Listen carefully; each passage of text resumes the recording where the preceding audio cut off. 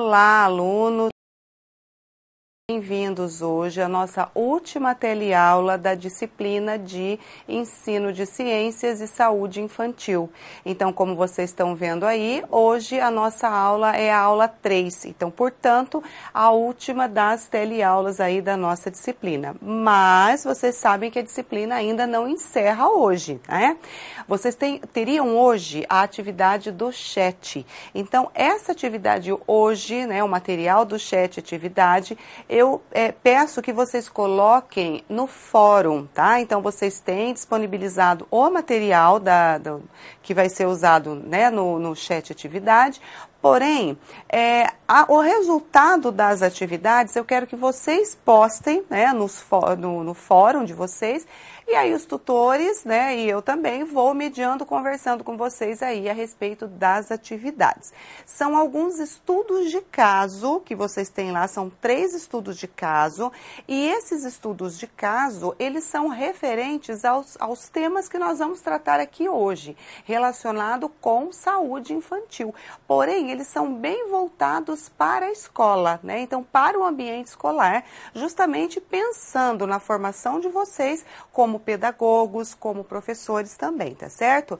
A segunda atividade são sugestões que vocês vão elaborar, também de atividades relacionadas à higiene, que também é um tema que a gente vai comentar aqui na aula de hoje. Então, gostaria que vocês colocassem, portanto, o resultado dessas atividades lá no fórum para nós irmos aí discutindo a respeito, ok? Muito bem, então, lembrando um pouquinho do que já foi feito nas 2 aulas anteriores, tratamos nas aulas, né, primeira e segunda, sobre o ensino de ciências mais especificamente. Então, na primeira aula, fizemos uma abordagem mais geral sobre a necessidade, a importância do estudo de ciências para os anos iniciais, né, na formação desses alunos nos anos iniciais. Isso também foi, né, um assunto discutido no fórum, na primeira postagem lá que eu fiz para vocês no fórum. E aí também nessa primeira teleaula nós tratamos da elaboração de conceito pelas crianças, falamos do conhecimento científico, do conhecimento popular e das suas características, né, mais específicas. Falamos também a respeito do histórico sobre o ensino de ciências e finalizamos com as modalidades didáticas, né? De acordo com a professora Krasiuschik, modalidades didáticas são as diferentes maneiras que nós utilizamos para abordar os conteúdos aí dentro da disciplina de ciências naturais, tá certo? Então, isso foi na primeira teleaula. A segunda teleaula nós tratamos mais especificamente dos conteúdos de ensino e aprendizagem.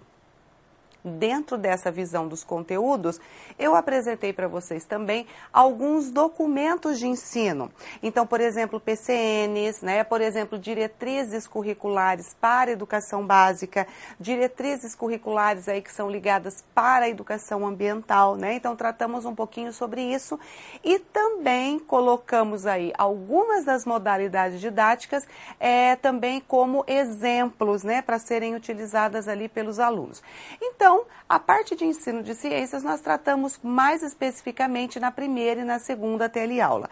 Hoje nós vamos tratar, então, como vocês já sabem, sobre um outro tópico que também é parte da nossa disciplina, que é a saúde infantil, tá certo? E para tratar essas questões que envolvem a saúde infantil, nós dividimos esta teleaula assim. Vamos tratar um pouquinho da questão da alimentação, né? Vamos falar também sobre o crescimento e desenvolvimento e junto a isso vamos tratar também das questões de higiene, ok? Que também faz parte aí tanto dos alimentos como da questão, né, das questões que envolvem o corpo humano. E vamos finalizar a aula de hoje com as orientações didáticas a respeito do trabalho aí com saúde também para a educação infantil, ok? Muito bem, para começar então, vamos tratar primeiro das questões que envolvem, portanto, alimentação e saúde. Veja, alimentação, saúde é parte dos documentos de ensino. Então, se você pega PCN, se você pega Diretrizes Curriculares Nacionais para a Educação Básica, existem lá referência, vamos dizer assim, às questões que envolvem saúde, o ensino de saúde para essas crianças nessa fase, né? Então, por que isso tudo é importante? Por quê? Porque nós sabemos que os hábitos de saúde e os hábitos também que se relacionam aí à alimentação, eles têm início nos primeiros anos de vida. E nós sabemos também que lá atrás ainda, quando eles estavam na educação infantil, este tópico aqui, este assunto, ele já era parte dos documentos, lá do referencial curricular. Então, isto também era tratado lá na educação infantil. Portanto, é um tema, né, a saúde, a alimentação, fazendo parte aí da saúde, são temas que vão perpassando, vamos dizer assim, né? Vão passando transversalmente ao longo de todo o currículo, tá certo?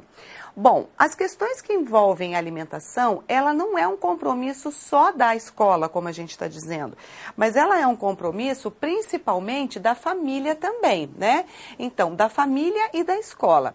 Porém, nós estamos aqui pensando nas situações que envolvem a sala de aula, então esse vai ser, portanto, o nosso direcionamento. Então, nós vamos falar das questões que envolvem a alimentação no ambiente escolar, tá? Muito bem, as consequências da alimentação inadequada leva a alguns problemas, né? Então, consequências da alimentação inadequada, carências. Então, leva a algumas carências alimentares, né? No caso, a obesidade infantil, certo? Então, a própria consequência de uma alimentação inadequada leva a essas carências alimentares, então, falta de determinados nutrientes ou ainda a obesidade infantil.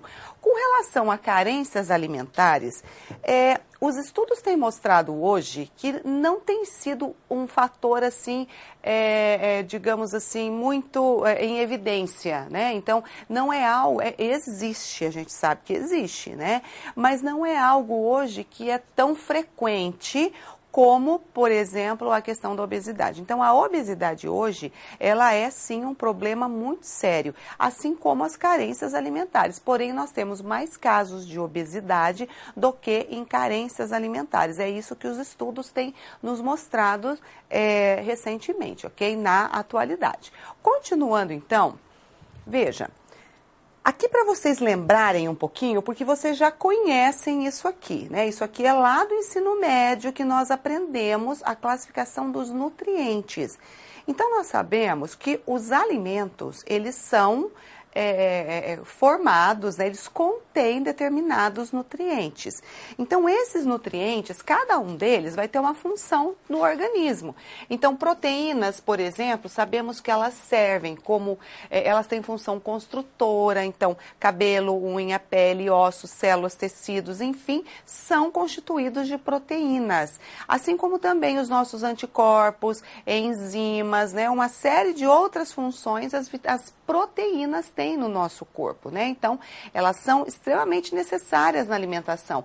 E aqui vale ressaltar também um aspecto interessante que os estudos têm mostrado, é que geralmente tanto as crianças como, né, adultos acham que proteína é exclusivo de animais, né? Então, carne, ovos, leite, por quê? Porque as imagens, geralmente, de livro didático apontam esses alimentos como fontes de proteínas. Porém, nós sabemos que os vegetais também têm proteínas, né? Então, a gente precisa tirar essa ideia da cabeça, né, dos nossos alunos, achar que só a carne é que tem proteína, mas não, nós temos muitas proteínas de origem vegetais, né, que também são necessárias aí para compor fazer parte da nossa alimentação, ok? Voltando, nós temos os carboidratos, que são fontes de energia para o organismo, então de lá, são considerados energéticos. Carboidratos, só para a gente lembrar, é todo tipo de açúcar. Então, todos os tipos de açúcares que nós conhecemos são carboidratos, inclusive o açúcar que não é doce. Por exemplo, um carboidrato muito comum que não é doce é o amido. Então, nós temos lá amido de milho, o trigo, né, tem amido, o arroz, a batata, o feijão. Tudo que é derivado, né, tudo que é feito com farinha de trigo, portanto, tem amido. Porém, o amido não tem sabor doce, mas ele é, sim, um carboidrato. Então, ele entra nesse grupo também como fornecedor aí de energia. Portanto, eles são a base, né, da pirâmide alimentar. Quando a gente olha a pirâmide, nós temos lá embaixo a base, né, da pirâmide, são os carboidratos aí para fornecer energia para o nosso organismo. Continuando, os lipídios que nós temos que comer uma quantidade menor, né, de acordo lá com a pirâmide alimentar, ele também tem função de produzir energia, também né, tem função energética. Porém, eles também fazem parte de estruturas das nossas células. Muitos dos lipídios, né, entram aí na composição de várias substâncias, inclusive hormônios no nosso corpo, né? Muito bem, vitaminas e minerais, eles são considerados como nutrientes reguladores. Nós precisamos em pequena quantidade deles. Então, dentro das vitaminas aí, dentre elas, nós temos uma quantidade grande, né, vários tipos, e dentre os minerais também. Então, cálcio, ferro, fósforo, flúor, magnésio, né, zinco, são aí sais minerais que nós aí precisamos ter na nossa alimentação. Então, quando nós estivermos lá pensando nas questões que envolvem, por exemplo, alimentos, né, que envolvem o ensino, nós temos que permitir que os nossos alunos conheçam, portanto, esses conceitos aí. Eles vão confundir mesmo, tá? Eles vão ter isso aí mais consolidado, mais esclarecido a partir dos anos seguintes, né? Lá, quando eles retomam esses assuntos lá na frente, depois no 7º ano, 8º ano, mas agora eles também têm essa base, né, para entender aí o que são aí esses nutrientes, ok? Muito bem, dando continuidade, quando nós temos falta desses nutrientes, carências, nós temos algumas doenças. Então, uma delas, essas doenças aí das carências, elas levam, portanto, à desnutrição. Tem vários tipos de doenças, né, que são causadas aí de acordo com o tipo, vamos dizer assim, de nutriente que falta. Mas, de uma maneira geral, a desnutrição, né, que é uma carência aí generalizada, vamos dizer assim, ela leva a alguns problemas. Por exemplo, perda dos adipócitos. Primeira coisa é o emagrecimento. Então, a primeira coisa é a diminuição da reserva de tecido de gordura, né? Então, do tecido adiposo. Perda muscular por causa da falta justamente da proteína. O músculo precisa de proteína. Então, falta, né, leva à perda muscular. Diminuição da velocidade de crescimento e força motora. Por quê? Porque também faltou proteína, né? Faltaram nutrientes que são essenciais para o crescimento. Alteração de aspecto de pele e cabelos. Por quê? Porque também pele e cabelos também são feitos, né, de proteínas e de outros nutrientes aí, mas principalmente dos estruturais, né, que são aí as proteínas, ok? Aqui só para vocês terem alguma ideia, né, de algumas características, ok? Bom, aqui para vocês terem uma ideia, uma imagem mostrando aí, né, um exemplo de uma criança, né, vamos caracterizar assim, com desnutrição, né? Então, tipo de cabelo, abdômen com mais volume, né? Muitas vezes parece que é gordura, mas isso é um inchaço, né? Ali o tipo de cabelo. Então, essas situações é muito característico, né, de crianças que têm esse tipo de problema, tá certo? Então, aí não dá para ver a textura da pele, mas também é um dos fatores, ok? Bom, a criança desnutrida, além de tudo isso, ela tem também, né, uma propensão a infecções. E isso por quê? Justamente por causa da queda dessas defesas corporais. Lembrando que as defesas corporais, os anticorpos, eles são feitos praticamente com proteína. Então, as proteínas constituem esses anticorpos, né? São proteínas, na verdade. Agora, quando essa falta acontece de 0 a 5 anos, então isso é mais sério. Então, existe, né, quando a gente vê lá crianças desnutridas, nós percebemos que o índice de mortalidade de crianças nessa faixa de idade é maior justamente porque elas são mais vulneráveis, né? Então, biologicamente aí mais vulneráveis. Bom, Ao contrário disso, né, nós temos também a obesidade. Então, só lembrando vocês que aqui eu falei muito rapidamente dessas questões que envolvem desnutrição. Mas se você pegar, por exemplo, cada nutriente, ele tem a sua, na sua carência, na sua falta, ele leva a um determinado distúrbio, a um determinado problema. Então, por exemplo, determinadas vitaminas, eles vão causar determinados tipos específicos de doença, né? Algumas, por exemplo, alguns minerais, na falta deles, na diminuição deles, eles vão causar também problemas, determinados problemas que são específicos da falta daquele mineral. Por exemplo, anemia, na deficiência de ferro, né? Por exemplo, o bócio, que isso quase a gente não tem mais, né? Aquela papeira que se forma aqui no pescoço quando existe deficiência de iodo, né? Se bem que hoje nós temos uma lei que obriga a adição do iodo no sal de cozinha, então não é tão frequente isso na nossa população, né? Mas isso é para vocês entenderem que determinados minerais leva também a uma determinada carência, a uma determinada doença, ok? Aqui nós falamos de uma maneira mais geral. Porém, temos agora uma situação oposta à carência, que é a obesidade. Então, a obesidade é o sobrepeso. Vamos falar um pouquinho sobre ela, então. Veja, é uma doença crônica, né, caracterizada pelo excesso de gordura corporal. Muito bem, esse excesso de gordura corporal, ele causa muitos prejuízos, muitos problemas para a saúde, né? E por isso, justamente por termos muitos casos na atualidade, tem se tornado um problema de saúde coletiva, né? Então, como eu disse a vocês aí, isso tudo em função da alimentação. Então, tanto as carências como a obesidade. Bom, a obesidade, ela tem, né, vários fatores. Por exemplo, fatores genéticos. Sabemos que pessoas, né, têm também uma predisposição a engordar mais do que outras, né? Algumas têm o inverso.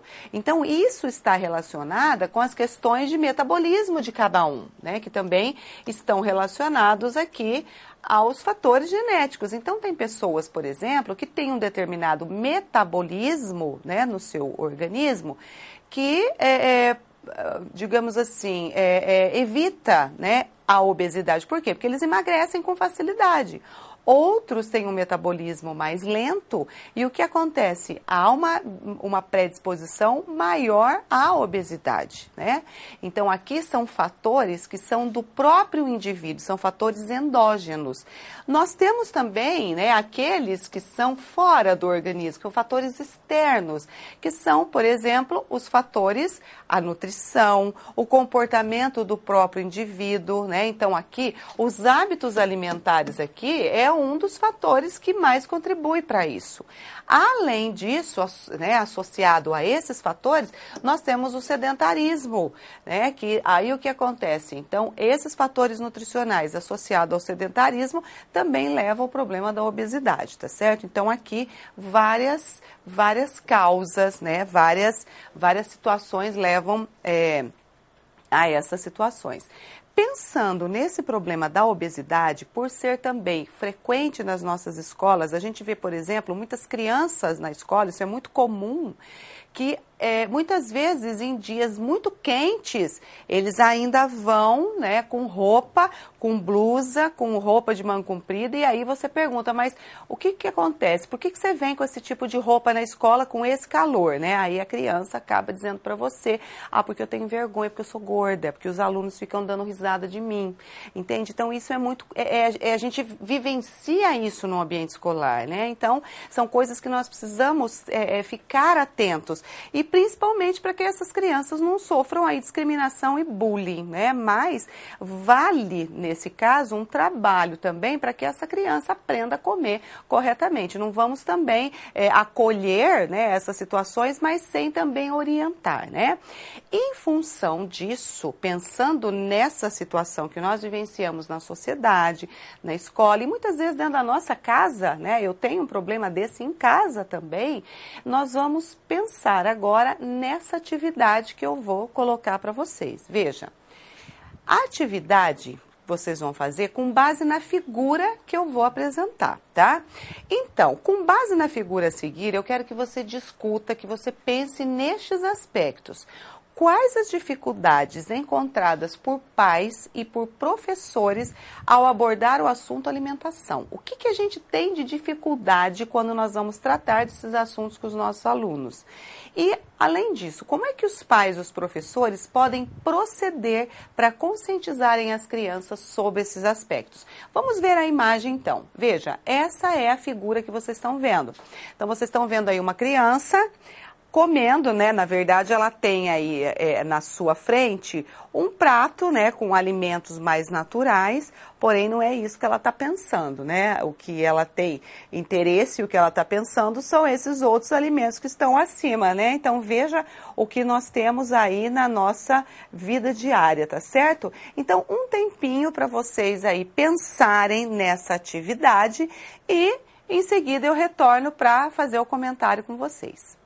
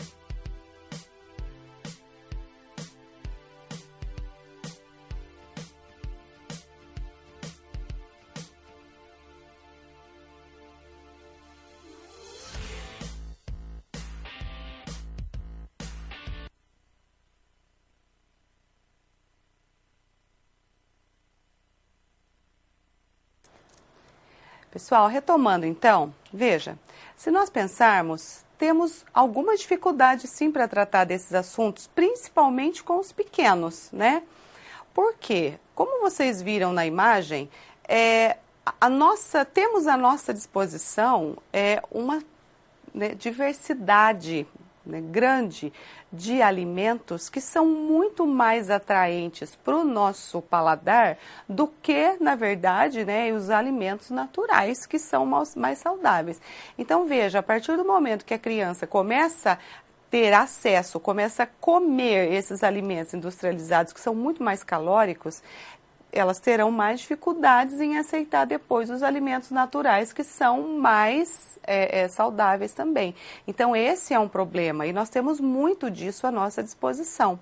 Até mesmo porque existe uma cultura na nossa sociedade que é assim, Às vezes a mãe está lá tentando deixar essa criança sem comer doce, mas aí alguém sempre oferece, leva um pirulito para você, leva um chocolate, vou dar uma bala. Quer dizer, às vezes a pessoa na tentativa de agradar, acaba, né, muitas vezes, contribuindo para algo que não é tão saudável para a criança. Não digo que a gente também não vai poder dar nunca, né, assim, um agrado desse tipo para a criança. Mas o que eu estou querendo dizer é que este hábito já é até cultural na nossa sociedade, né? Então, o doce, as coisas mais calóricas, né, acabam sendo mais atraentes e acabam sendo de agrado das crianças e as pessoas, por causa disso, né, procuram agradar tanto o pai quanto a própria criança com esse tipo de alimento, tá certo? Então, esses seriam alguns das dificuldades que nós temos, é justamente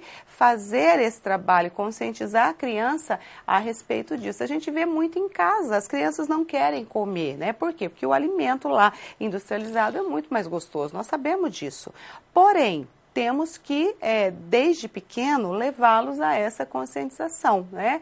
Então, mostrar para eles o que acontece com o nosso organismo quando a gente tem uma alimentação com excessos de alimento industrializados. O vídeo que eu vou mostrar para vocês a seguir, ele vai tratar, inclusive, desses aspectos. E isso é algo que na escola nós podemos fazer com eles, né? Então, tratar dessas questões, mostrar isso aí e levar sempre a discussão dessas situações que nós temos aí, ou por meio de vídeo, ou por meio de situações reais do dia a dia, né? Então, nesses aspectos aí, a gente tentar conscientizar as crianças com relação a isso, ok? E em casa, mais difícil ainda, né? A gente tem que ir cortando, tem que ir colocando limites nesse tipo de alimento aí. Não proibir totalmente, mas usar aí com algum controle, tá certo? Então, aí sempre pensando aí em promover a conscientização. Agora, em função disso que eu coloquei para vocês, vamos falar um pouquinho desses alimentos industrializados. É um vídeo bem interessante que você pode, inclusive, utilizar nas suas aulas aí, aproveitar para os seus alunos. Vamos ao vídeo. Sorvetes, salgadinhos, pães, margarinas, os alimentos industrializados ocupam cada vez mais as prateleiras. O problema é que muita gente, quando vem até o supermercado, não costuma prestar muita atenção nos rótulos. A senhora costuma olhar se tem sódio, gordura trans ou espessantes? Não tenho hábito de fazer isso. Às vezes. Nem sempre. Mas ter um pouquinho mais de calma na hora de escolher os alimentos pode prevenir alguns riscos à sua saúde. Quando você consome alimentos industrializados, está dando ao seu organismo ingredientes como corantes, gordura trans, espessantes, sódio, conservantes e vários outros aditivos que podem fazer mal à saúde. Há uma quantidade acima do que é previsto por legislação, isso podem causar problemas renais, problemas hepáticos, inclusive um uso prolongado pode trazer situações de câncer para o indivíduo. Mesmo podendo causar doenças graves, cair em tentação é fácil, porque esses alimentos são bem mais atraentes do que os naturais. Tudo por causa dos aditivos. O sódio, o açúcar e as gorduras deixam eles mais saborosos. Os aromatizantes dão um cheiro mais gostoso. Os flavorizantes e os corantes dão um aspecto mais natural. Já os conservantes dão uma durabilidade maior para os produtos industrializados. Entre os corantes, existe um corante amarelo chamado corante atrazina, que ele é encontrado principalmente em pães, em cremes. O consumidor deve prestar bem atenção, porque esse corante ele pode causar alergias, né, em certas pessoas. O consumidor deve prestar atenção quanto aos alimentos, né, que contêm gordura trans, porque essa gordura ela pode causar, com o tempo, com o passar dos anos, né, doenças cardiovasculares nas pessoas. Estudos mostram que aumenta o teor de colesterol ruim do indivíduo. A gordura trans está em quase todos os alimentos industrializados. Os produtos que têm mais gordura trans são os salgadinhos, as bolachas. Principalmente na questão dos produtos de confeitaria, né, que são basicamente todos, eles contêm gordura trans. Para que o alimento seja zero trans, ele tem que ter 0,5 grama de trans e, ao mesmo tempo, 2 gramas de saturadas. Essa é uma medida exigida pela legislação que regulamenta os alimentos industrializados. Mas é bom prestar atenção na hora de analisar as embalagens para não cair em pequenos truques. Este pacote de bolacha, por exemplo, tem 145 gramas. Quando olhamos a informação nutricional, aparece um valor muito pequeno de gordura trans. Mas é aí que vem o engano, porque este valor não é sobre o total do pacote, e sim sobre uma pequena porção que normalmente equivale a 3 ou 4 biscoitos. Assim, se você comer um pacote inteiro, vai estar ingerindo uma quantidade muito alta de gordura trans. Os alimentos industrializados, hoje, atualmente, eles têm uma quantidade muito grande de sódio. Sopinhas, os caldos de galinha, esses temperos industrializados, com os refrigerantes, o diet, o refrigerante normal. E atenção, observar os percentuais de sódio nos rótulos é muito importante, principalmente para quem tem pressão alta. Não é preciso tirar os alimentos industrializados do seu cardápio, mas é bom abrir o olho. Quando for usar um industrializado, verificar nos dizeres de rotulagem, aquele que possui uma menor quantidade de ingredientes como aditivos. Outra boa dica é cuidar nesta coluna da direita. Quanto mais baixo for o percentual de sódio e gordura, mais saudável é o alimento. Por isso, ter calma na hora de fazer as compras pode ser uma grande ajuda para manter uma vida mais saudável. O nosso esclarecimento no sentido de poder estar orientando para uma alimentação mais saudável, que se trabalhe com uma reeducação alimentar. Por isso, o indicado pelos nutricionistas é procurar cada vez mais por produtos orgânicos. Se tem por hábito comprar muitos produtos industrializados, que possa estar diminuindo, não é? No momento da compra, que possa estar substituindo por alimentos mais integrais. Em vez de comprar um arroz branco, que compre um arroz integral, os pães, de preferência os pães mais integrais, ricos em fibras, que tenham essa atenção mais linkados com uma alimentação saudável, que é a base de frutas, de verduras, de legumes.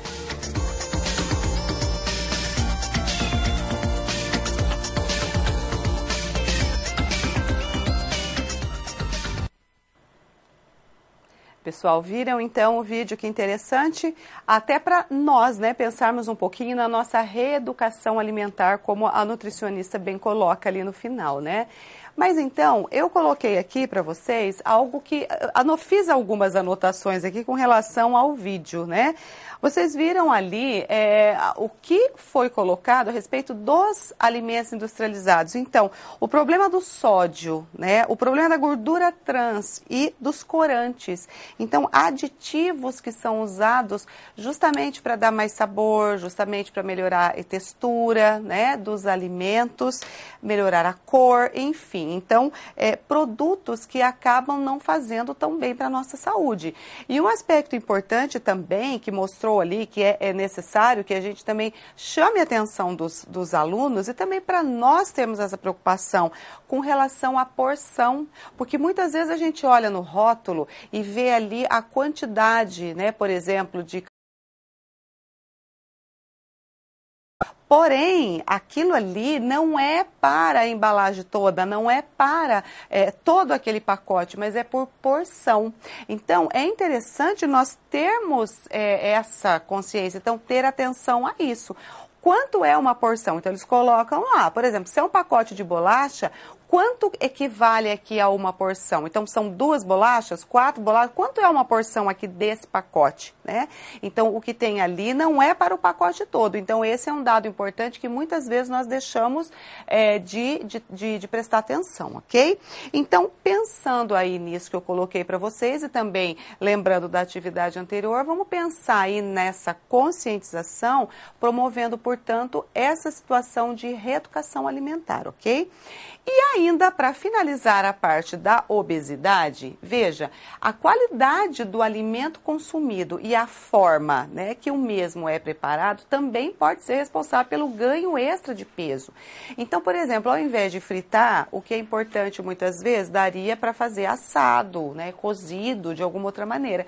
Então, não só o tipo de alimento, mas a maneira como nós preparamos, Outro aspecto também que favorece uma dieta que tem poucas fibras, proteína e rica em amido e gordura, amido é um tipo de carboidrato, também é responsável pela obesidade. Por quê? Porque o amido e a gordura, como eu disse lá no início, amido é um carboidrato, então é parte daquele grupo de nutrientes que são energéticos, né? Nutrientes que têm função aí de liberar aí para o nosso corpo, de ajudar na produção aí de energia para as nossas células, ok? Muito bem, pessoal, comentamos até agora a respeito de alimentos, falamos aí um pouquinho das carências, né? Falamos um pouco mais da obesidade, viram aí um vídeo, né, a respeito aí da importância dos alimentos naturais frente aos industrializados, não que a gente tenha que tirar totalmente, mas ter mais cuidado na hora de consumir. Então agora nós vamos continuar também um outro aspecto importante da nossa aula, que também vem de encontro aqui, as questões de saúde, de alimento, né, e de higiene, que são algumas das parasitoses. Vamos ver um pouquinho então a respeito delas. As parasitoses, devido à falta de higiene, isso aqui é de extrema importância, que você, pedagogo, que você, professora, né, professor, tenha um pouquinho de clareza a respeito, né? Então, não é só quem é da área biológica que precisa conhecer isso, mas isso aqui, quem está em escola, é fundamental ter noção disso aqui que eu vou passar, que eu vou apresentar para vocês, tá? Então, ascaridíase, teníase, oxiuríase, amebíase e giardíase são algumas parasitoses causadas por falta de higiene. Eu vou apresentar aqui para vocês algumas agora, tá? Aqui na câmera de documentos. Então, eu peço aqui que vocês deem uma olhadinha, né? Vou apresentar aqui algumas dessas, algumas delas são verminoses, como por exemplo essa aqui. Veja, essa aqui é o que nós chamamos de teníase. A teníase, para quem não sabe, veja, é esse verme aqui, né? Ó, esse verme, ele tem em torno mais ou menos de 4 metros, né? Então, ele é bem grande. Aqui é o escólex da tênia, é o que a gente chama de a cabeça dela, né? Onde ela tem ganchinhos, ó, e ventosas é para fazer pressão, que vão se grudar no intestino. E a partir dali, elas começam a formar o que a gente chama de proglote. Então, essa proglote aqui são esses quadradinhos da tênia, né? Então, esses quadradinhos são parte do corpo dela. E isso aqui é eliminado junto também com os ovos que estão aqui dentro, porque cada proglote dessa aqui é hermafrodita, então ela tem ovos aqui dentro, né? E aí o que que acontece? Isso aqui sai nas fezes das pessoas contaminadas. E é assim que nós, né, podemos nos contaminar. Então, voltando para o ciclo, tudo começa, muitas vezes, com a ingestão do ovo. Muitas vezes eu digo, por quê? Porque pode ser pelo animal e às vezes até pelo humano. Então, o animal, aqui tem o porco, mas pode ocorrer também com outros animais, como, por exemplo, o boi, a vaca, enfim. Então, a partir do momento que o animal ingere esse ovo, esse ovinho, ele tem larvas dentro dele. Aí, o que acontece? O animal ingere, né? Esse ovinho é digerido lá no estômago e daqui de dentro sai uma larvinha. Essa larvinha, ela começa a crescer e ela se fixa no intestino. A partir do momento que ela... Bom, vamos voltar aqui, que aqui é antes do intestino. Então, aqui nós temos a larvinha.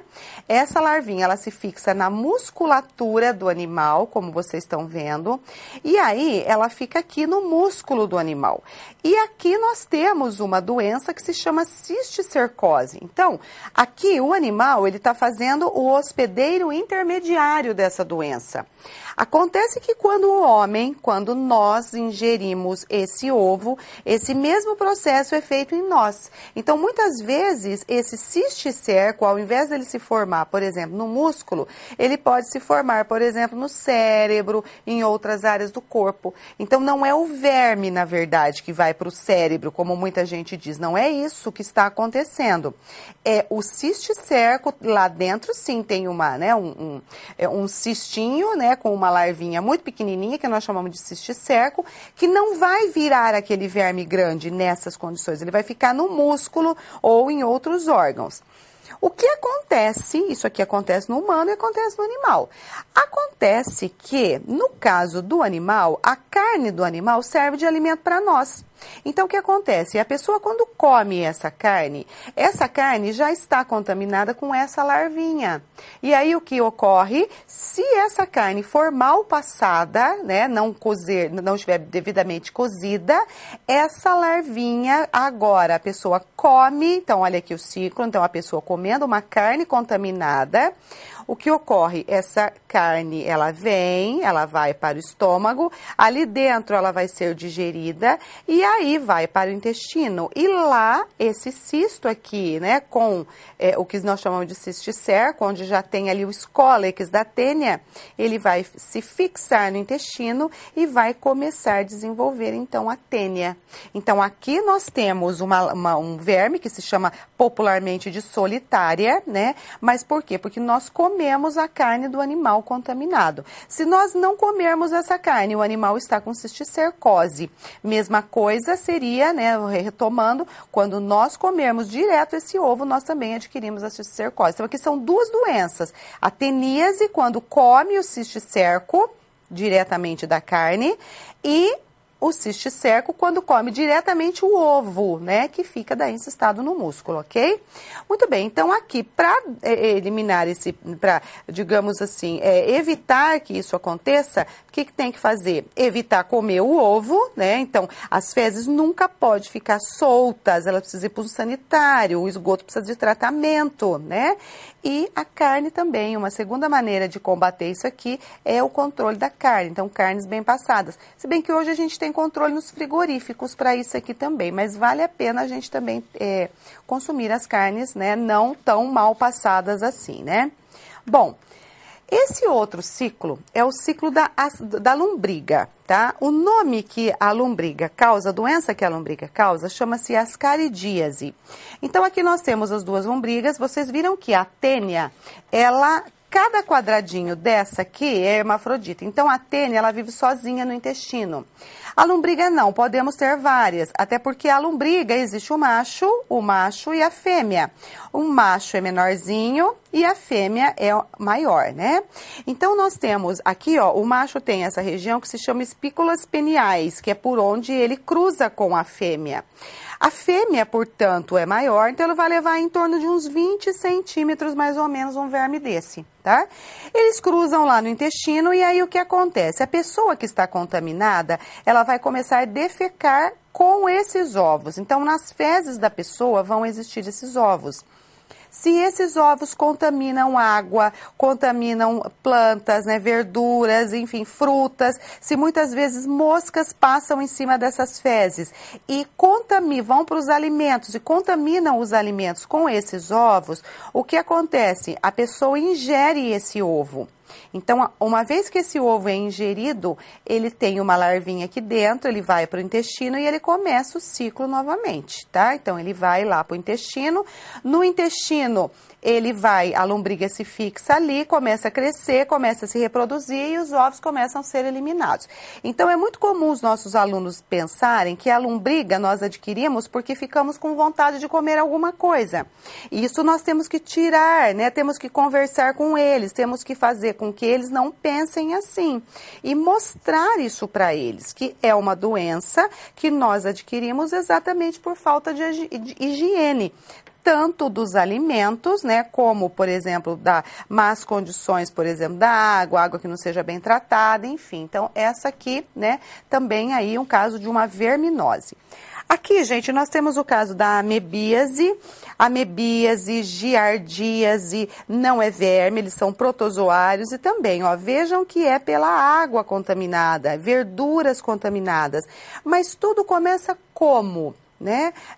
Pelas fezes das pessoas que estão doentes, né? Então, aqui, ó, que contaminam, fezes que contaminam água, verduras, né? E depois vão lá para a nossa mesa, o que acontece? Nós acabamos consumindo esses parasitas aí. Então, aqui tanto para a amebíase como para a giardíase, ok? E aqui, para finalizar, a hepatite A. É um caso também, né, gente? Vocês vão ver depois que existe hepatite B, hepatite C, que não é transmitida dessa maneira. Hepatite B, hepatite C é por contato de sangue, né? Objetos contaminados. A hepatite B B também por relação sexual.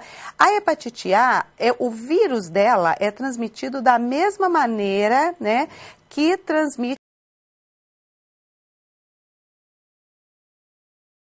também por água e alimentos contaminados.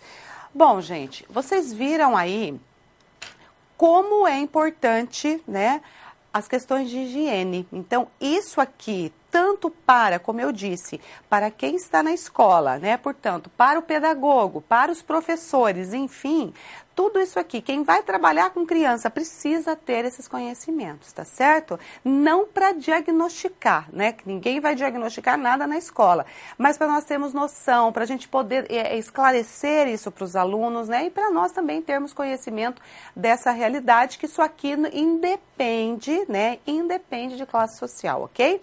Muito bem, na sequência agora, com relação às verminoses, nós vamos ver um vídeo a respeito disso aqui, que não é tão, né, é algo que é assim, que não é tão incomum. Vocês vão ver que é muito comum, muito frequente aí na população. Então vamos ao vídeo. Pergunte ao doutor Eduardo Moura. Olá, amigas, olá, amigos. Eu queria hoje conversar com vocês um tema que eu acho que deve ser repetidamente comentado entre as mães e os pais. A criança que tem verme. Seu filhinho tem uma dor abdominal repetida, tem prurido anal, coceira no ânus. Se um desses dois sintomas seus filhos têm, pode em primeiro lugar pensar em verminose. E é tão curioso, porque eu tive alguns casos no meu consultório e no Pan Coelho Neto, onde eu atendo as minhas crianças, que os colegas médicos chegaram a pensar que era apendicite, de tão forte que era essa dor abdominal. Eu me lembro de um caso quando eu trabalhava no Hospital Carlos Chagas, que a criança já estava fazendo os exames para poder ser submetida a uma apendicectomia, e eu fui examinar e eu julguei que aquilo não era apendicite. Fizemos outros exames e nós chegamos à conclusão que aquilo era uma giardíase. É comuníssimo. No consultório eu já tive casos de dor abdominal intensa, que a criança tinha uma dor muito forte e era Giardia lamblia. Esse verme chamado Giardia, ele dá uma dor que muita gente pensa que é algo muito mais sério do que é na realidade. E quando acaba fazendo o medicamento próprio para a Giardia, o resultado é excelente. Outra coisa que acontece com muita frequência e que às vezes os pais até se assustam porque vão examinar a criança que está chorando muito durante a noite e coçando o ânus, no caso das meninas, coçando a vagina, quando vai olhar tem uns bichinhos pequenininhos e aquilo ali são os oxiúrios, chamam-se oxiúrios vermiculares. E se porventura a mãe não diagnosticar, nos exames parasitológicos, muitas vezes você não consegue fazer o diagnóstico pelo parasitológico. E você só vai fazer o diagnóstico trazido pela mãe, que é ela que relata, olha, meu neném, eu vi uns bichinhos pequenininhos, e ele migra para a vagina, dá uma hiperemia, dá uma vermelhidão grande na vagina, e aquilo ali você vai fazendo o medicamento também próprio para o oxiúris, o resultado é muito bom.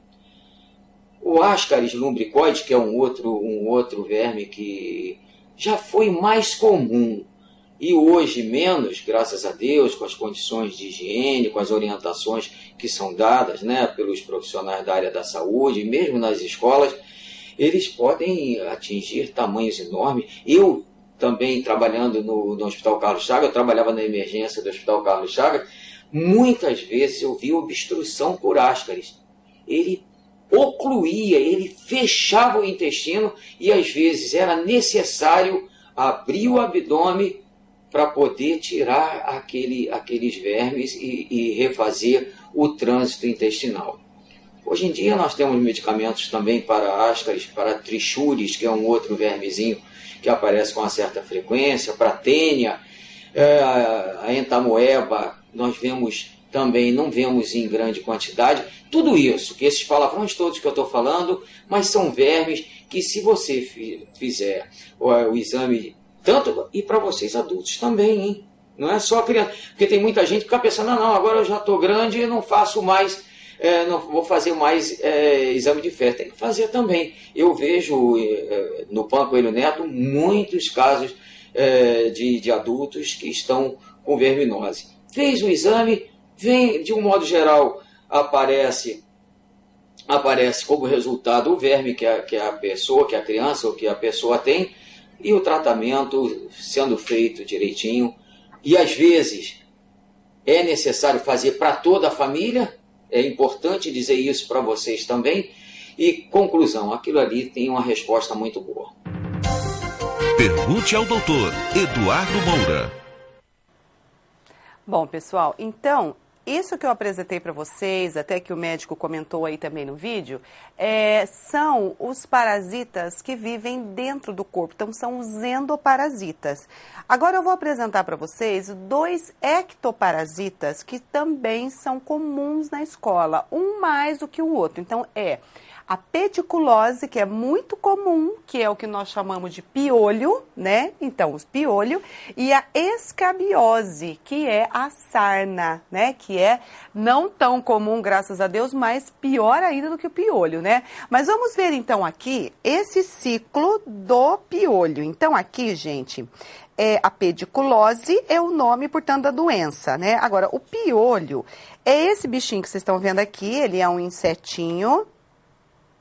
Veja, vamos fechar aqui, ó. Então, o piolho, ele é um inseto, né? Existe o macho e a fêmea. Muito bem, o piolho, ele se reproduz, né? Eles cruzam. E aí, o que acontece? A fêmea, ela fica grávida. Estão vendo aqui? Fêmea grávida. Aí, essa fêmea, ela vai botar os ovinhos, como vocês estão vendo. Esses ovinhos, eles se chamam lêndias, mais ou menos 100 lêndias eles vão colocar na cabeça aí, né, da pessoa. Veja, depois de algum tempo, né, de alguns dias, dessas lêndias saem as ninfas, o que são as ninfas? São os piolinhos jovens, os piolinhos pequenininhos.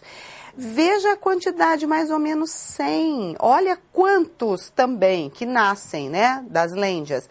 Aí eles vão virar piolhos maiores, certo? Aí o que acontece?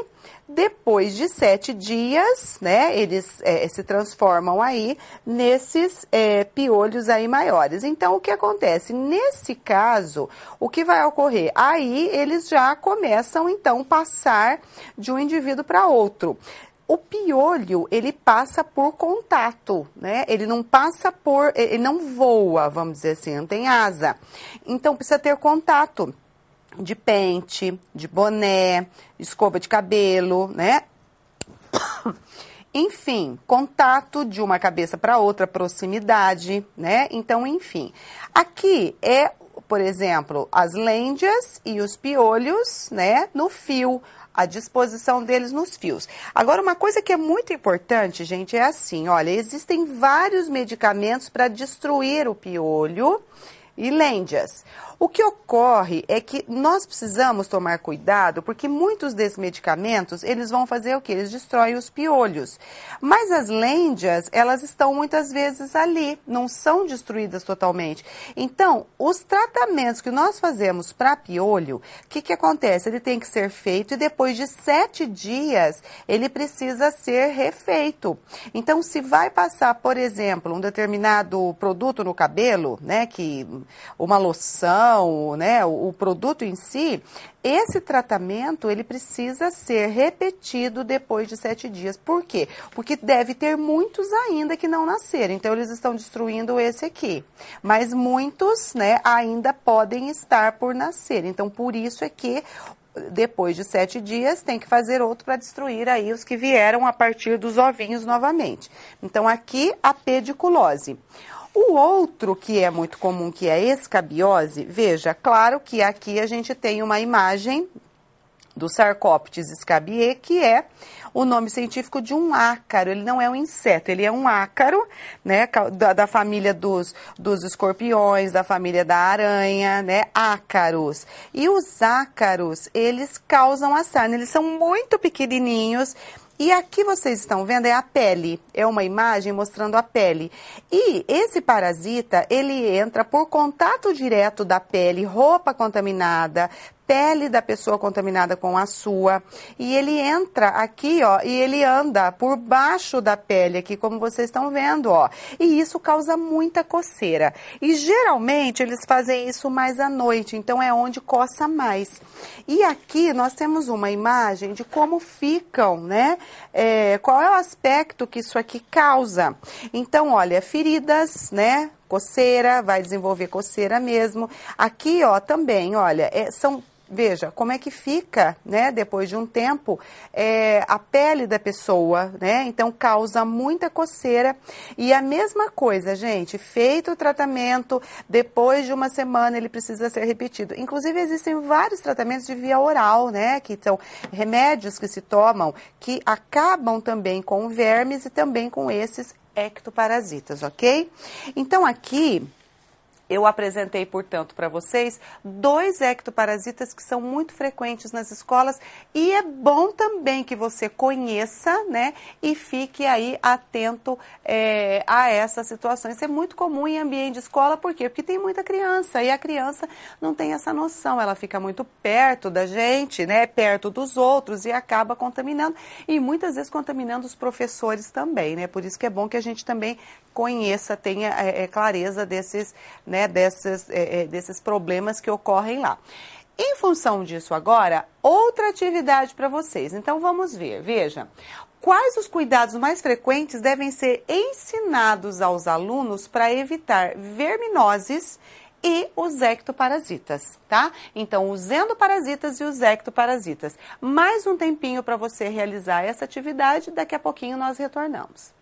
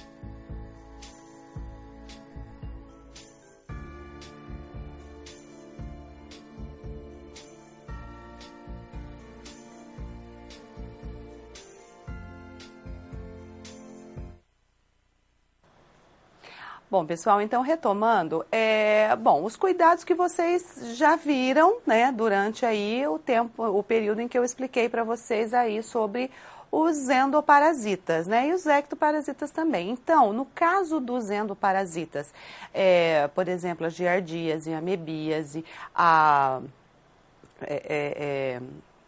ascaridíase, né, teníase, enfim. Essas verminoses, elas são evitadas principalmente cuidando da higiene. Então, no caso, por exemplo, da carne, né, que leva aí a teníase, então, carnes bem passadas, isso é importante dizer isso para os alunos, né? Outro aspecto importante, lavar sempre a mão, no caso aí lavar sempre a mão antes de comer, depois que usa o sanitário, tudo isso é importantíssimo e principalmente lavar muito bem verdura e fruta antes de comer.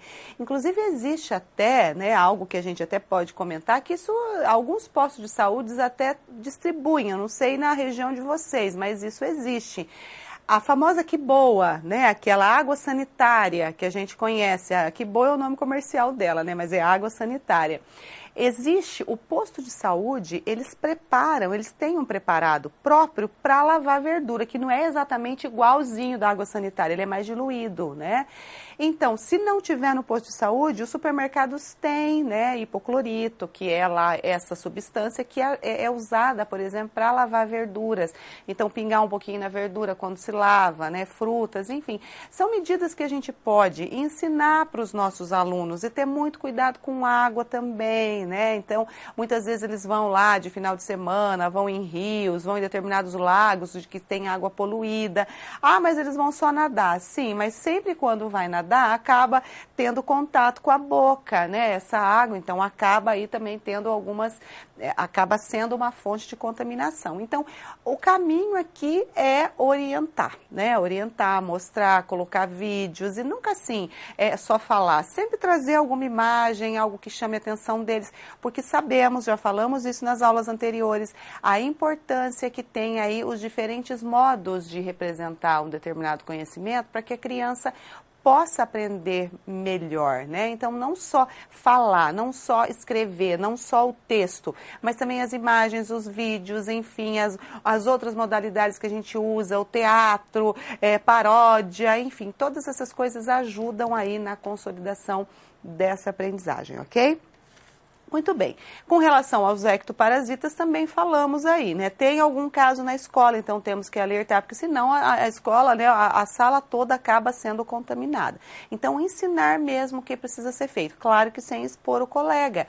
De repente, até trazer mesmo um piolho para eles verem. Às vezes a escola tem lá uma lupa, ou uma lupa de mão, né? Então, existe né, a lupa manual, outro tipo de lupa. Mas, enfim, é uma maneira deles visualizarem, deles, né, entenderem, estudarem um pouco mais sobre o piolho, conhecerem o ciclo do piolho. Veja quanta coisa que nós podemos muitas vezes, numa situação ali que acontece na sala de aula, levar também, né, para discutir outros assuntos. Às vezes não é nem dentro do conteúdo, mas é um assunto do momento que pode ser discutido para fazer aí um processo de prevenção, ok? Muito bem, pessoal, continuando ainda, vamos falar ainda da importância desses hábitos. Então, a aquisição desses hábitos de higiene, assim como aqueles bons hábitos de alimentação que nós falamos, também tem início na infância. Essas atividades devem ser desenvolvidas com a criança visando sempre aos procedimentos. O que é o procedimento? É o fazer. Lembra da nossa segunda aula? Conteúdos procedimentais que levam o fazer. Então, muitas escolas têm práticas, né, já tem como esse hábito. Os alunos escovarem os dentes, os alunos, antes de ir lá para o intervalo, levar para lavar a mão. Isso é coisa que eles vão aprendendo na rotina da sala de aula, na rotina da escola, ok? Então, mesma coisa. Quando vai trabalhar essas questões, por exemplo, de endoparasita, ectoparasita aí, que são, né, essas verminoses aí, né, que transmitidas, né, por alimentos contaminados, não adianta só falar, precisa ensinar a fazer, né? Então, levar também a aprendizagem de procedimentos, tá? Considerar o meio extraescolar do aluno, não empobrecendo os conteúdos. Exemplo, crianças que vivem em situação de pobreza. Por que os documentos trazem isso? Pelo seguinte, não é porque a criança não tem água tratada na casa dela, não tem sanitário, que então eu não vou dizer isso, para que eu vou falar isso, né? Coitada, ela não tem nada disso na casa dela, o que adianta eu ficar falando aqui na escola? Mas ela pode ter um dia e ela tem direito a esses conhecimentos. Ah, mas eu vou falar de alimentação para uma criança que não tem nem o que comer? Vai. Por quê? Porque é um direito que ela tem de aprender. Se ela tem hoje uma situação social desfavorecida, não significa que ela vai ter isso a vida inteira. Então, nós não podemos excluir essa criança pelas condições sociais dela, econômicas, não é? Então, hoje ela não tem, mas amanhã ela pode ter. E o conhecimento é, inclusive, uma maneira de fazer com que essa criança, né, seja aí um cidadão que vai cobrar esse direito, que é um direito dela também futuramente, tá certo? Então, por isso, não excluir as crianças que não têm hoje essas condições, né? Mesmo de higiene, mesmo de alimentação, enfim. Então, temos que também dar oportunidade a elas, ok? Bom, agora, nós vamos passar por um outro aspecto da nossa aula, que é o crescimento e o desenvolvimento, que também é parte da saúde dessas crianças, tá? Então, vamos ver. O crescimento e o desenvolvimento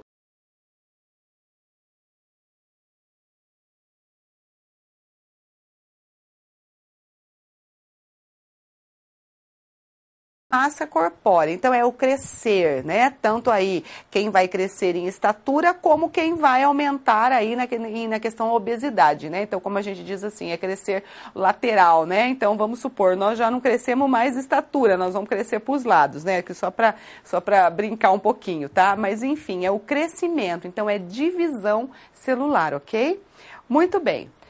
O desenvolvimento é diferente. O desenvolvimento são outras alterações, são outras estruturas que são formadas. Então, refere-se a alterações funcionais das células.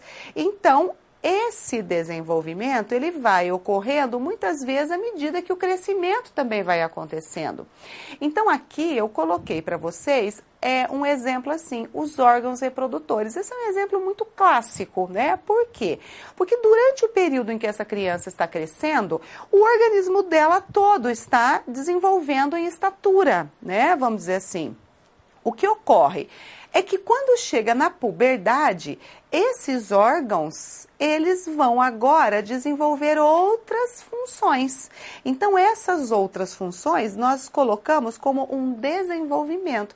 Então, vão começar a desenvolver, por exemplo, nas meninas, os seios, né? Os meninos vão começar a desenvolver também, né, a parte aqui mais interna da laringe, formar muitas vezes aqui aquele pomo de Adão, como a gente diz, desenvolver outras características que são pertinentes aos órgãos reprodutores, justamente por quê? Por causa da atividade aí hormonal. Então, aqui é um exemplo que eu coloquei para vocês de desenvolvimento, tá? Tem outros também.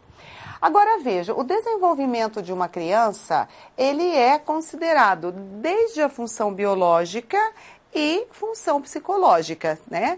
Ambas sob o efeito de determinantes sociais, econômicos, culturais. Bom, aqui é o desenvolvimento.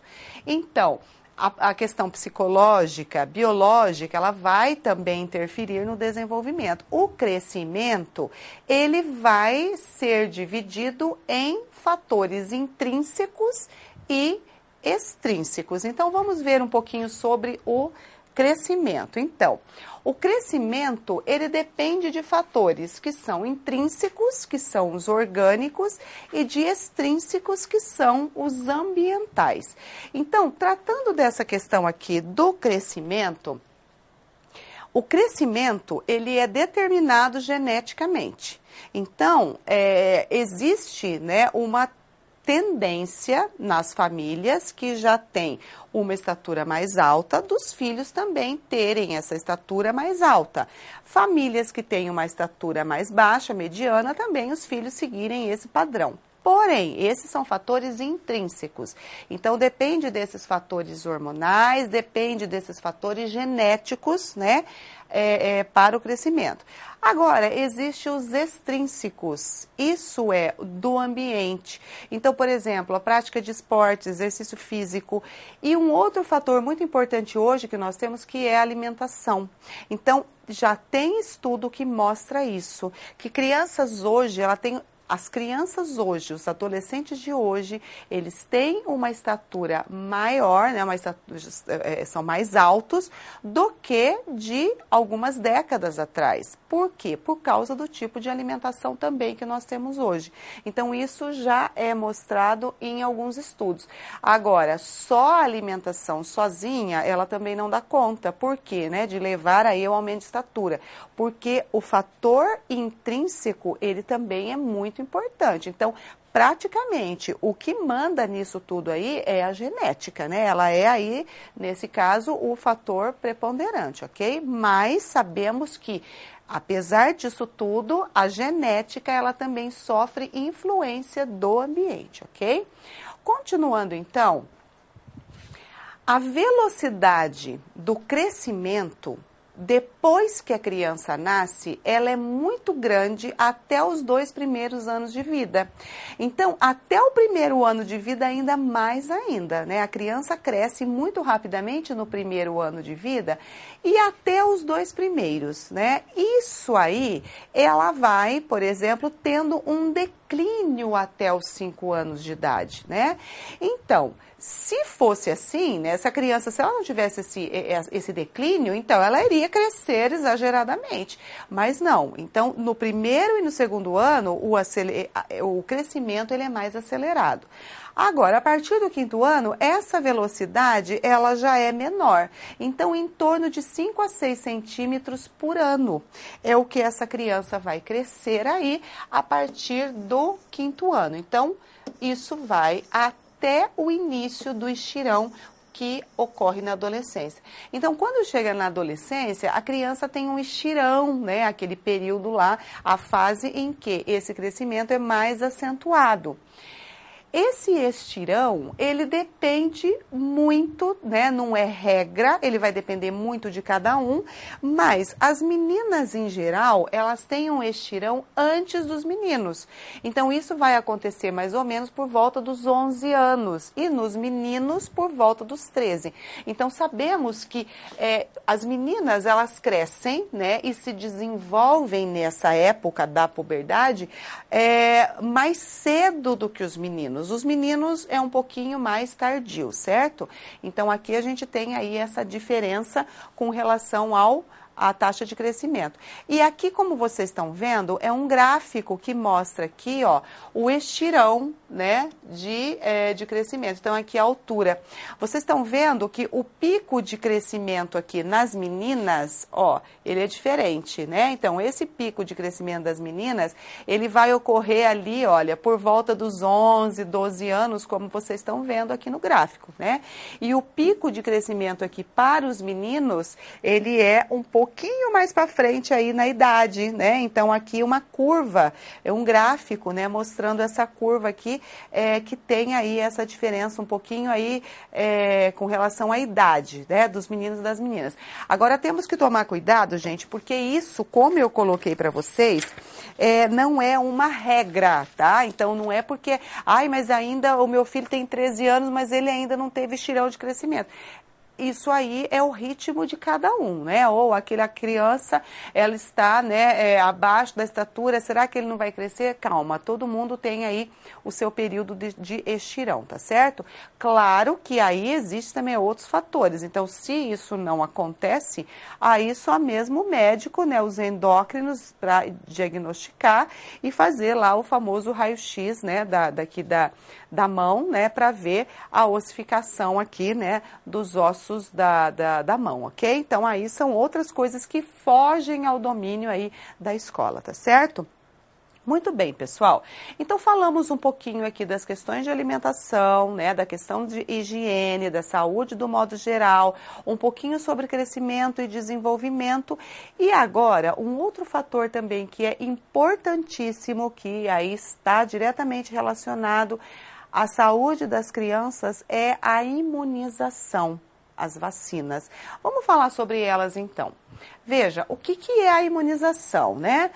A pessoa imunizada, ela tem anticorpos contra um agente infeccioso. Então, quando eu vou imunizar, eu vou proporcionar, então eu vou usar vacinas para ajudar essa pessoa a produzir os anticorpos. Então, ela vai entrar em contato com determinados agentes que vão fazer com que ela possa desenvolver, possa produzir esses anticorpos e ficar imunizada, né? Então, esses anticorpos, eles podem ter sido adquiridos artificialmente por meio da vacinação, ou se eles já pegaram a doença. Então, se eles adquiriram determinada doença, por exemplo, eu tive sarampo, eu produzi os anticorpos contra o vírus do sarampo. Então, foi produzidos naturalmente, né, por causa de uma situação de doença. Mas eles também podem ser produzidos provocado, vamos dizer assim, né, por uma situação que foi induzida, né, ele foi forçado a produzir, por quê? Porque ele tomou vacina, então, por meio da imunização, ok? Bom, pessoal, para tratar dessas questões da imunização, eu pedi para disponibilizar para vocês aí esse calendário de vacinação que nós vamos ver daqui a pouquinho, tá? Então, eu quero que agora você conheça um pouco dessas vacinas. Claro que também aqui vocês não estão em curso de enfermagem, né? Vocês não são do curso, não estão fazendo curso na área da saúde, mas como eu disse, nós na escola precisamos ter uma noção, até mesmo para quem vai trabalhar com as crianças menores, né? Então, nesse caso, é bom que a gente tenha uma clareza, conheça um pouco sobre essas vacinas que as crianças precisam tomar, né? No período de crescimento delas aí, ok? Então, para isso, vocês têm aí, na sequência, uma atividade. Então, vamos ver aqui a atividade que vocês vão fazer. Vejam, eu quero que você observe o calendário de vacinação que foi disponibilizado, né? E indique para mim quais as vacinas que a criança deve tomar até os 4 anos de idade, tá? Então, dei uma olhadinha, vai aparecer ali alguns nomes que você pode não conhecer, mas depois eu vou apresentar aqui o calendário e aí nós vamos falar um pouquinho sobre essas vacinas. Então, dê uma olhadinha rápida aí e façam a atividade. Daqui a pouquinho, retornamos.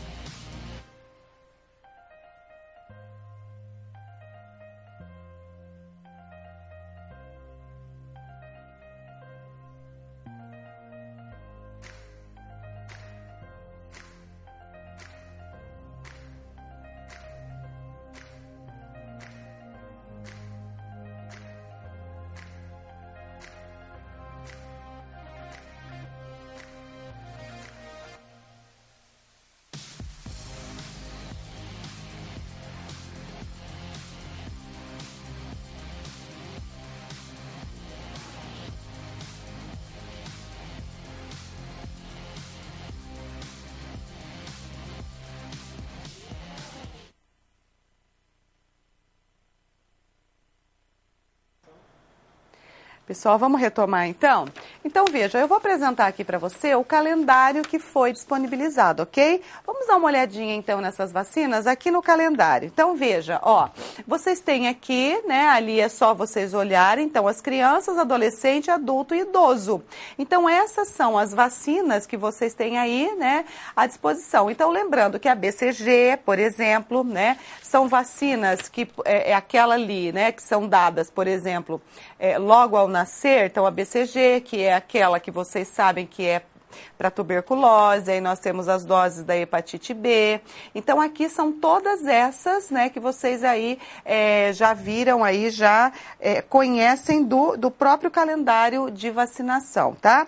Então aqui só lembrando algumas, por exemplo, a DTP, que é difteria, difteria, tétano e coqueluche, né? A hepatite A, nós falamos dela um pouquinho. A pneumocócica que vocês estão vendo ali é para otite, sinusite, pneumonia, né? A hepatite B, por exemplo, novamente ela vai aparecer depois ali na penta, né? Que é uma vacina que é dada também.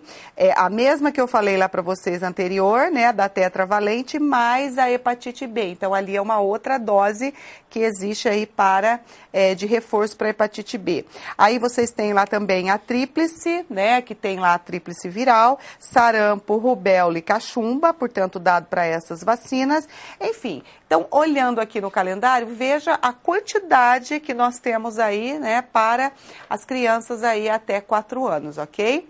E aí, gente, lembrando também que agora, voltando, né, um pouquinho pensando nos adolescentes, nós temos aquela vacina do HPV, né, que ela está sendo dada aí nos postos de saúde, é uma campanha aí nacional, né, que está sendo feita aí para as meninas, né, justamente por que isso? Por causa da idade que elas estão iniciando aí a atividade sexual mais cedo. Então aí na faixa dos 10, 11 anos já começa aí a receberem a vacina do HPV, que é uma das doenças, né, que causa aí o câncer de colo do útero, né, o vírus, portanto, tem essa capacidade aí de causar verrugas, né, genitais e, portanto, aí se transformam depois futuramente em câncer. Então, justamente para evitar isso, então existe agora essa vacina também à disposição aí nos postos de saúde, ok? Muito bem, pessoal. Continuando, então, falamos um pouquinho aqui desse aspecto importante, né, também aí das vacinas. E, continuando agora, vamos falar um pouquinho sobre algumas orientações didáticas para a gente finalizar a nossa aula. Então, lembrando desse assunto que envolve a saúde, voltando então agora, não só para o conhecimento disso, mas para as questões de sala de aula. Então, conteúdos e práticas concretas de saúde no cotidiano conforme a realidade local, né? Então, essas práticas, esses assuntos, eles precisam ser tratados de uma maneira que atenda também às especificidades daquela região, tá? Possibilitar aos alunos a aplicação dos conhecimentos adquiridos, lembrando novamente da nossa segunda aula. Então, lembrar que os conhecimentos, eles precisam ser tratados dentro dos aspectos que envolvem conceitos, procedimentos e atitudes. Então, se não levarmos eles a desenvolver o fazer e a conscientização, que no caso aí são as atitudes, nós não temos também, não vou dizer garantia, mas temos que proporcionar isso para que eles possam consolidar aí essa aprendizagem, tá certo? E também um aspecto importante que nós precisamos aí é envolver esse assunto que trata aí da saúde em trabalhos interdisciplinares. Então, por exemplo, nós sabemos que a saúde, ela é ainda tida como um tema transversal e por isso ela precisa ser trabalhada em todas as áreas do conhecimento, né? E o aluno precisa muitas vezes ver essa relação e por isso trabalhar projetos na escola, né? Isso é bastante significativo para as crianças, trabalhar projetos dentro de algum aspecto que envolve a saúde, trabalhar junto com a família. Nós sabemos que a família é lá, né? É o primeiro ambiente ambiente em que essas crianças vão receber essas orientações. Porém, a escola tem esse papel de manter isso e levar adiante. Agora, quando se faz um trabalho integrado com a família, nós sabemos que isso tem um efeito melhor no aprendizado deles, né?